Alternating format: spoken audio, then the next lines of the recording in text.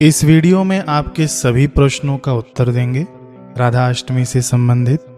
सबसे पहला प्रश्न है कि राधा अष्टमी कब है। देखिए, अष्टमी शुरू होगी 10 सितंबर को रात्रि 11:11 पर और रहेगी अगले दिन यानी 11 सितंबर को 11:46 तक रात्रि के। इसलिए उदया तिथि के हिसाब से राधा अष्टमी का व्रत 11 सितंबर को रहेगा। पूजन का समय रहेगा 11 सितंबर सुबह 11:03 से 1:32 तक। कुल 2.5 घंटे के पूजन का समय है। इसमें आप पूजन कीजिएगा, राधा रानी का जन्मोत्सव मनाइएगा इसी दिए हुए समय में। लेकिन ये समय मैंने दिल्ली का बताया। बिहार में पूजन का समय रहेगा 10:31 से 1 बजे तक। यूपी में सुबह 10:48 से 1:17 तक। पंजाब में 11:04 से 1:34 तक। मध्य प्रदेश में 11:02 से 1:31 तक। राजस्थान में 11:09 से 1:38 तक। गुजरात में 11:22 से 1:50 तक। महाराष्ट्र में 11:21 से 1:49 तक। गोवा में 11:17 से 1:45 तक। हिमाचल में 11:03 से 1:32 तक। पश्चिम बंगाल में 11:19 से 12:47 तक पूजन का समय रहेगा। अगला प्रश्न है कि व्रत कब तक रखें। इसका उत्तर, व्रत के 2 नियम नारद पुराण में आते हैं कि एक भुक्त भोजन करके भी व्रत रख सकते हैं, यानी जन्म के बाद यानी दोपहर के पूजन के बाद आप एक बार भोजन कर सकते हैं। उसके बाद आपको अगले दिन ही भोजन करना है। पूरे दिन भर आपको कुछ भी खाना नहीं है। दूसरा, नारद पुराण में ही वर्णन है कि भक्त पुरुष को चाहिए कि वह पूरा उपवास करे, यानी अगले दिन सूर्योदय तक। कुछ स्त्रियों को भोजन करा के उनको दान करके फिर स्वयं भोजन करे सूर्योदय के बाद।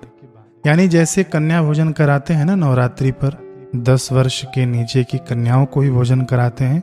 इसमें ऐसा नहीं है। इसमें किसी भी उम्र की माताओं बहनों को आप भोजन करवा सकते हैं श्री राधा रानी का स्वरूप मानकर।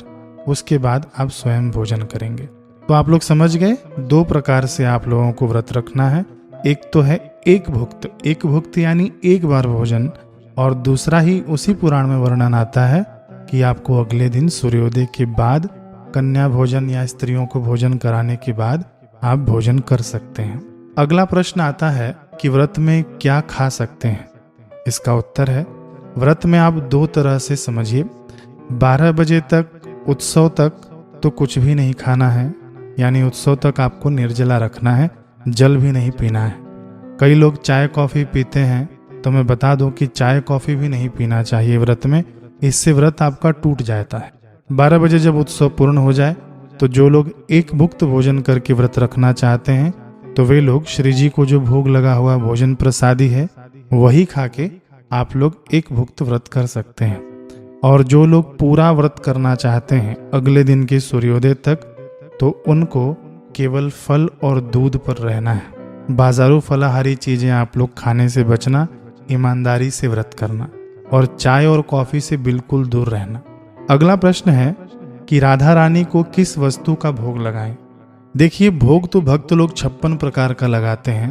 अब जिसकी जैसी हैसियत है, भगवान तो प्रेम के भूखे हैं, लेकिन फिर भी राधा रानी को आप सबसे उत्तम में उत्तम यदि भोग लगाना चाहते हैं तो अरबी की सब्जी का आप भोग लगाइएगा। अगला प्रश्न है, किसी के घर में डेथ हो गई हो तो क्या वो व्रत कर सकते हैं। उत्तर है, जी हाँ, बिल्कुल व्रत कर सकते हैं, केवल पूजन नहीं कर सकते हैं।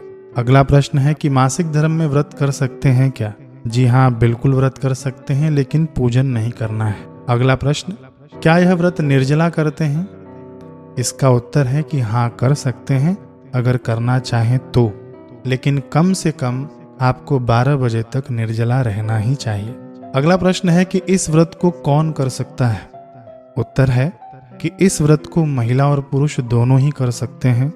विवाहिता भी, कुंवारी कन्याएं भी, सब लोग इसे कर सकते हैं। तो ये कुछ मुख्य चीजें थी जो आप लोगों की शंकाएं थी, जो आप लोगों ने कमेंट में पूछा था।